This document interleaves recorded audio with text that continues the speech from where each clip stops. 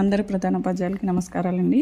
గుడ్లు, చిక్కీలు, ఇండెంట్ విషయంలో చాలామందికి చాలా రకాల క్వశ్చన్స్ రైజ్ అవుతూ ఉన్నాయి. దీనికి మన మిడ్ డే మీల్ డైరెక్టర్ వారి దగ్గర నుంచి క్లియర్ ఇన్స్ట్రక్షన్స్ వచ్చున్నాయి సార్. గుడ్లు నెలకి 4 సార్లు, చిక్కీ నెలకి 2 సార్లు చొప్పున జరగబోయే సప్లైకి మనం ముందుగానే ఊహించి ఇండెంట్ అనేది యాప్లో అప్లోడ్ చేయాల్సిన పరిస్థితి వచ్చింది. కాబట్టి గుడ్లు ఇండెంట్ పెడుతున్నప్పుడు ఏ వారానికి ఆ వారం ఎన్రోల్మెంట్ బట్టి, తినే పిల్లలు బట్టి, public holidays, local holidays, exams schedule వీటన్నిటిని బేరీస్ వేసుకొని హెచ్ఎంలు ఇండెంట్ పెట్టాల్సి ఉంటుందండి. ఇంకొక క్వశ్చన్ రైజ్ అవుతున్నది ఏంటంటే, మొదటి వారంలో మిగిలిపోయిన గుడ్లుని చూసుకొని 2వ వారం తగ్గించి తీసుకోవచ్చా అని చెప్పి అడుగుతున్నారు.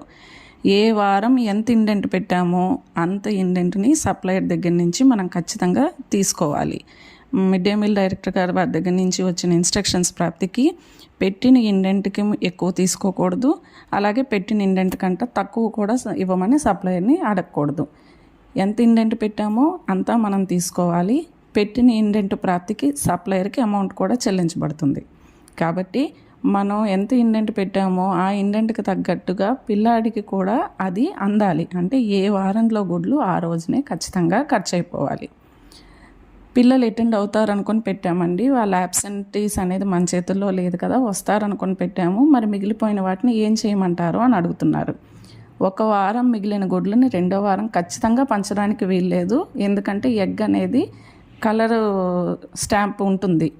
బ్లూ కలర్వి మనం పింక్ సప్లై టైంలో పంచడానికి లేదు, పింక్వి గ్రీన్ టైంలో పంచడానికి లేదు. అసలు ఈ మొదటి వారం 2వ వారం అన్న క్వశ్చనే ఇప్పుడు రైజ్ అవ్వకూడదు.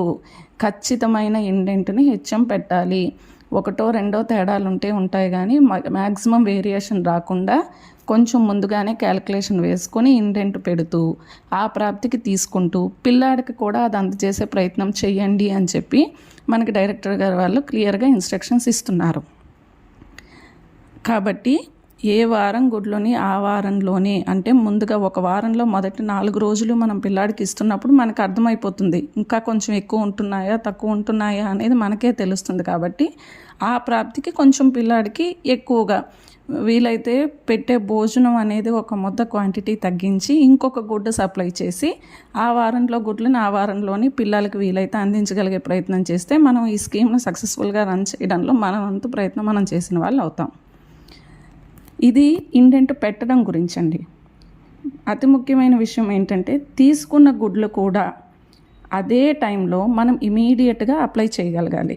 అంటే రిసిప్ట్ అనేది ఎప్పుడైతే మనం ఏ వారంలో గుడ్లు ఆ వారం తీసుకుంటున్నామో ఖచ్చితంగా మనం యాప్లో కూడా వెంటనే పెట్టేస్తే దాన్ని బట్టి సప్లయరు లేటుగా సప్లై చేశాడా, ఇన్ టైంకి సప్లై చేశాడా అనేది కూడా మేము ఇక్కడ కొంచెం పర్యవేక్షించడానికి మాకు అవకాశం ఉంటుంది. ఇప్పుడు 2వ వారమే చూసుకోండి, 8 నుంచి 14వ తారీఖు వరకు గుడ్లు అనేది మన చేతికి 8వ తారీఖుకి రావాలి. అంటే సప్లై ఎప్పుడు జరగాలి, 7వ తారీఖుకి జరగాలి. పొరపాటున సప్లయరు 8, 9 తారీఖులు లేకుండా 10వ తారీఖున తీసుకొచ్చినా సరే ఈ 8, 9 తారీఖుల్లో ఉన్న గుడ్లను కూడా మనం తీసుకుంటున్న వాళ్ళం అవుతాం. అంటే 8 నుంచి 14 వరకు నేను ఒక 150 గుడ్లు ఇండెంట్గా పెడితే నాకు 2 రోజులు లేటుగా వచ్చినా నేను 150 గుడ్లే తీసుకుంటాను. అంటే మరి ఆ గుడ్ల సప్లై కూడా ఆ వారంలో జరిగిపోవాలి 150 గుడ్లకి. అందుకని నేను వెంటనే యాప్లో అప్లోడ్ చేస్తే మనం బిల్లులు కన్ఫర్మేషన్ చేస్తున్నప్పుడు 2 రోజులు లేటు అనేది మాకు డిస్ప్లే అవుతుంది. కాబట్టి ఆ లేటుకి వాళ్ళకి పెనాల్టీ వేసి అమౌంట్ కట్ చేసే ఆస్కారం మాకు ఉంటుంది. మీరు వారంలో తీసుకున్న అన్ని గుడ్లకి నెలాకన్నా ఎప్పుడో కన్ఫర్మ్ చేస్తే ఈ లేట్కి కూడా డిడక్షన్ చేసే అవకాశం కానీ డైరెక్టర్ గారికి తెలియచేసే అవకాశం కానీ మాకు లేకుండా పోతుంది. ఇది సెకండ్ ఇంపార్టెంట్ పాయింట్. ఇక థర్డ్ పాయింట్ అనేది స్పాయిల్డ్ ఎగ్స్ గురించి. ఇక స్పాయిల్డ్ ఎగ్స్ వచ్చాయి అంటే మొదటి వారంలో ఉన్న 7 రోజుల్లో మనం తీసుకున్న గుడ్లలో ఏదైనా పాడైతే గనక మనం ఆ వారం లోపే ఇమీడియట్గా సప్లయర్కి చెప్పి రీప్లేస్ చేయించగలిగితేనే దానికి తగ్గట్టుగా వాళ్ళు మనకి మంచివి ఇవ్వగలరు. ఈ వారంలో చెప్పకుండా 2 వారాల తర్వాత 3 వారాల తర్వాత చెప్పినట్టయితే కనుక దానికి కూడా బాధ్యత హెచ్ఎంలే వహించాల్సి వస్తుంది. అంటే స్పాయిల్డ్ ఎగ్స్కి మనం ఏదైనా అమౌంట్ డిడక్షన్స్ చేసే ఆస్కారం అనేది ఏదైనా ఉంది అంటే స్పాయిల్డ్ ఎగ్స్ని వితిన్ 1 వీక్లో కన్సర్న్ సప్లయర్కి ఇంటిమేషన్ ఇచ్చేసి దాని ప్లేస్లో మనం కొత్తవి తీసుకోవాలి. ఈ విషయం మీద కూడా చాలామంది మాకు చెప్తారు, మేము ఫోటోలు పెడుతున్నామండి, ఎంఈఓకి చెప్పామండి, మాకు తెచ్చే సప్లయర్కి చెప్పామండి, మాకు రీప్లేస్మెంట్ జరగట్లేదు. ఇంకొకసారి నేను ఈ గ్రూప్లో డిఈఓ ఆఫీస్లో ఎండిఎం దగ్గర ఉండే టీము ఫోన్ నెంబర్స్ అనేవి సర్క్యులేట్ చేస్తాను. హెచ్ఎంలది అది ప్రైమరీ అయినా యూపీ అయినా హై స్కూల్ అయినా మీ కన్సర్న్ ఎంఈఓలకి డిప్యూటీ డిఈఓలకి ఇంటిమేషన్ ఇస్తూనే సైమల్టేనియస్గా డిఈఓ ఆఫీస్లో కూడా ఖచ్చితంగా ఇంటిమేషన్ ఇవ్వండి. అప్పుడు ఇమీడియట్గా మేము సప్లయర్స్కి చెప్పి మీ దగ్గర ఉన్న ప్రాబ్లమ్ని రెక్టిఫై చేసే అవకాశం అనేది మాకు ఉంటుంది. ఇదే విషయం ఇమీడియట్గా డిఈఓ మేడం గారి దృష్టిలో కూడా పెట్టిన వాళ్ళం అవుతాం. ఇక్కడ ఏ ఒక్క ఫేజ్లో అనేది కొంచెం డ్రాబ్యాక్ జరిగినా, అంటే సోమవారం నుంచి శనివారం వరకు ఉండే ఈ వేరియేషన్లో మీరు శనివారం చెప్దాం అనుకున్న ఆదివారం నాడు చెప్పినా ముందు వారం గుడ్లని సోమవారానికి వాడి దగ్గరికి మళ్ళీ మేము రీప్లేస్ చేయండి అని చెప్పే అవకాశం మా దగ్గర ఉండదు. అందుకని మరొక్కసారి హెచ్ఎంఎల్కి చెప్తున్నానండి, ఇండెంట్ పెడుతున్నప్పుడు క్యాలిక్యులేషన్గా కొంచెం చూసుకొని పెట్టాల్సిన బాధ్యత మనది. రెండో పాయింట్, తీసుకున్న గుడ్లను కానీ చిక్కీలను కానీ తీసుకున్న వెంటనే మనం యాప్లో అప్లోడ్ చేస్తే అది లేట్ సప్లయా టైం టు టైం సప్లయా అనేది అబ్జర్వ్ చేయగలం. మూడో పాయింట్, ఈ స్పాయిల్డ్ ఎగ్స్ గురించి వితిన్ 1 వీక్లో మనం ఖచ్చితంగా సప్లయర్కి చెప్పి ఇవి పాడవుతున్నాయి అని ఇమీడియట్గా రీప్లేస్ చేయించుకోగలగాలి. ఈ విషయంలో ఏ ఒక్క పాయింట్ దగ్గర డ్రాబ్యాక్ జరిగినా ఫైనల్గా సప్లయర్లకి తగ్గ అమౌంట్ వాళ్ళకి వెళ్తుంది, పిల్లాడికి గుడ్డు అందట్లేదు, మధ్యలో అయితే ఆఫీస్ వాళ్ళు లేకపోతే హెచ్ఎంలో లేకపోతే ఎంఈఓలో బాధ్యత పడి మాట కూడా పడాల్సిన పరిస్థితి వస్తుంది. ఇది ఎగ్గుల విషయం. ఇక చిక్కీ ఇండెంట్కి వారంలో నెలకు 2 సార్లే కాబట్టి ఇండెంట్ దగ్గర ఇబ్బంది లేకపోయినా, అలాగే చిక్కీ కూడా పాడవదు కాబట్టి స్టాంపింగ్ ప్రాబ్లం లేదు. కానీ మ్యాక్సిమం హెచ్ఎమ్స్ నెలకి సరిపడా ఒకేసారి తీసుకుంటున్నారు, హెచ్ఎంలు తీసుకుంటున్నారు కాబట్టి నేను ఇస్తున్నాను అనేసి సప్లయర్ చాలా గట్టిగా మనతో వాదిస్తున్నాడు. అంటే మీ మండలంలో ఉన్న హెచ్ఎంలందరూ ఒకే మాట మీద ఉండి నాకు నెలకి 15 రోజులు మాత్రమే ఇప్పుడు ఇవ్వు, నేను దానికే సంతకం పెడతాను అని అందరూ ఒకే మాట మీద ఉంటే ఖచ్చితంగా వాడు రెండోసారి సప్లైకి వస్తారు.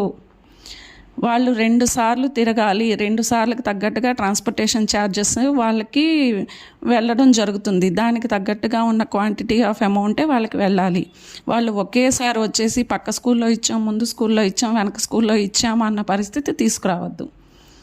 ఖచ్చితంగా నెలకి సంబంధించి 2 సార్లు వాళ్ళు వచ్చి, అది చిన్న స్కూల్ అయినా పెద్ద స్కూల్ అయినా సరే, మీరు గట్టిగా ఉంటే మీ తరపున మేము మాట్లాడతాం కాబట్టి సప్లైని అడగచ్చు. ఇంకా ఒక్క విషయం అండి, చాలా క్లియర్ ఇన్స్ట్రక్షను. అసలు ఈ ఇండెంట్ విషయం మీద ఇక మీదట మనం అంతా యాప్ బేస్డ్ కాబట్టి సప్లయర్తో మాట్లాడాల్సిన అవసరమే లేదు. ఇండెంట్ పెడుతున్నాం, ఇండెంట్కి తగ్గట్టుగా వాడు వచ్చి ఇచ్చి వెళ్తాడు. ఇంకెందుకంటే ఇందులో ముందు వెనక తక్కువ ఎక్కువ మిగిలిపోయాయి, పక్క వాళ్ళని అడగాలి, ఇన్ని క్వశ్చన్స్ లేవు కాబట్టి there is no question to speak to the supplier. Problem ఉంటే మా లెవెల్కి తీసుకురండి, ఎంఈఓలకి చెప్పి మాకు చెప్పండి.